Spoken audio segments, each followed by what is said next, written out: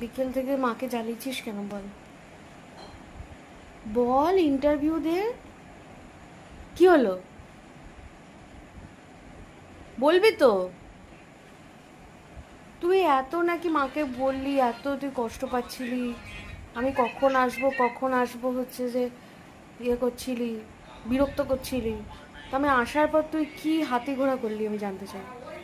তুই তো আমার কাছে এসে বসলিও না, মুখটাও দেখাচ্ছিস না এখন।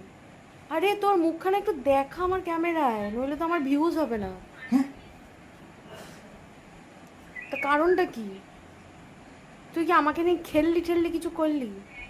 সেটাও তো করলি না। হ্যাঁ, মানে আমাকে আসতে হবে, বাড়িতে থাকতে হবে, এটাই ব্যাপার, তাই তো? আরে বলবি তো? এসে একটু বাড়িতে হেগে যাবো বলছে। তুমি ভিডিওটা হেঁকে দিলে তো? কোথাকার একদম।